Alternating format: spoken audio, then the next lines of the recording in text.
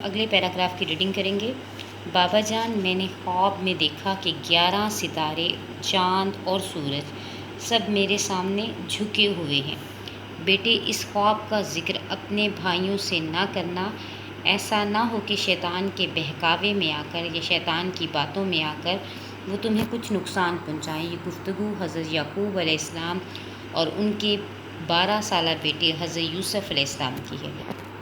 حضرت یعقوب علیہ السلام کے 12 بیٹے تھے۔ کل میں نے آپ کو ایک خاکہ بنا کے دکھایا تھا جس میں ان کی حضرت یعقوب علیہ السلام کی 2 زوجہ محترمہ کا نام میں نے لکھا تھا۔ ان میں سے ایک کا نام لیا تھا اور دوسری کا نام راحت بنت بالان تھا۔ حضرت لیا میں سے ان کے 10 بیٹے تھے۔ 10 بیٹوں کے نام میں نے مینشن کر کے بھیجے تھے، اور اگلے 2 بیٹے جو حضرت راحت بن بالان میں سے تھے، ان میں سے 2 چھوٹے بیٹے یوسف اور بنیامین تھے۔ ان دونوں کا نام حضرت یوسف علیہ السلام اور بنیامین جو ہیں وہ ان میں سے تھے۔ ان میں سے 2 چھوٹے بیٹے حضرت یوسف اور بنیامین ایک ماں سے تھے، اور باقی 10 بیٹے دوسری ماؤں سے تھے۔ اب یہاں پہ لکھا ہوا ہے دوسری ماؤں سے تھے، لیکن کچھ کتابوں میں ایک ہی ماں کے سے 10 بیٹے تھے۔ حضرت یعقوب علیہ السلام اور حضرت یوسف علیہ السلام کی پیاری عادات کی وجہ سے ان سے بہت محبت کرتے تھے۔ یہ بات ان کے بھائیوں کو پسند نہ تھی اور وہ حسد کا شکار ہو گئے۔ وہ حضرت یوسف علیہ السلام کو طرح طرح سے تنگ کرتے۔ ان کے اسی رویے کی وجہ سے حضرت یعقوب علیہ السلام نے حضرت یوسف علیہ السلام کو یہ نصیحت کی کہ اپنا خواب بھائیوں کو نہ سنائیں۔ انہوں نے خواب کا مطلب سمجھاتے ہوئے کہا، بیٹا، اللہ تم پر اپنا فضل کریں گے اور تمہیں خصوصی مقام، حکمت یعنی دانائی اور سمجھ عطا فرمائیں گے۔ اسی طرح تم پر انعام کریں گے جیسا انہوں نے حضرت ابراہیم علیہ السلام یعنی ان کے پردادا پر کیا۔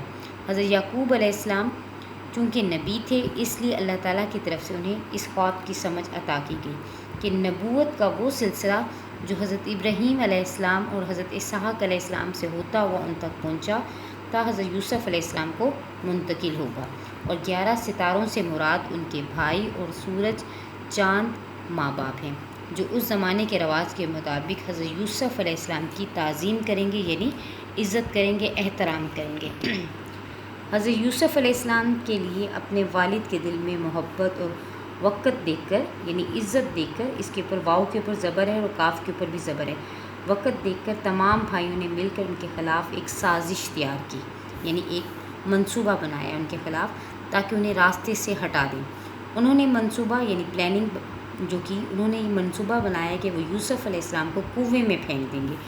ایک دن سارے بھائی حضرت یعقوب علیہ السلام کے پاس آ کر کہنے لگے، ابا جان، آپ یوسف علیہ السلام کے بارے میں ہم پر اعتماد کیوں نہیں کرتے، یعنی بھروسہ کیوں نہیں کرتے؟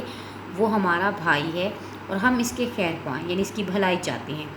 آپ اسے ہمارے ساتھ جنگل بھیج دیا کریں تاکہ وہ ہمارے ساتھ کھیلے کودے۔ حضرت یعقوب علیہ السلام نے منع فرمایا، لیکن جب انہوں نے بہت اصرار کیا یعنی بہت ضد کی تو خدشہ شک ظاہر کیا کہ ایسا نہ ہو کہ تم کھیل کود میں لگ جاؤ اور کوئی بھیڑیا اسے کھا جائے۔ انہوں نے کہا، نہیں ابا جان، ہم وعدہ کرتے ہیں کہ ہم اس کی حفاظت اپنی جان سے بڑھ کر کریں گے۔ اور یوں نہ چاہتے ہوئے بھی حضرت یعقوب علیہ السلام نے اجازت دے دی۔ روایت ہے کہ بھائیوں نے چراگاہ چرنے، جانوروں کی چرنے کی جگہ وہ کہتے ہیں، چراگاہ کے قریب پہنچ کر حضرت یوسف علیہ السلام کو بہت مارا اور گھسیٹتے ہوئے کنویں تک لے آئے۔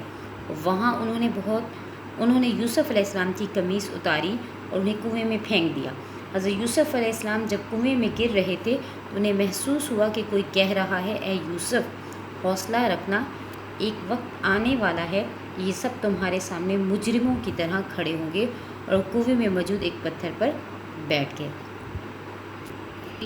ادھر بھائیوں نے ایک بکری ذبح کر کے اس کا خون قمیص پر لگایا اور حضرت یعقوب علیہ السلام کے پاس لے گئے۔ روتے پیٹتے ہوئے کہا کہ ہم کھیل رہے تھے اور یوسف ہمارے سامان اور کپڑوں کے پاس بیٹھا ہوا تھا۔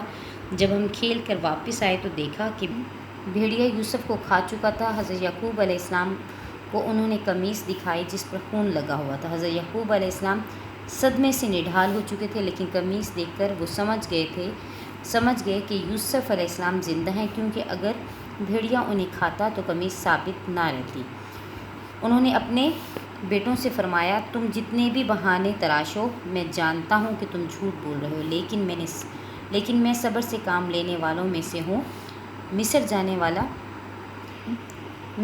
والا ایک قافلہ پانی پینے اس کنویں کے پاس رکا۔ پانی نکالنے کے لیے ایک آدمی نے کنویں میں ڈول ڈالا تو اس میں خوبصورت لڑکے کو بیٹھا پا کر بہت خوش ہوا۔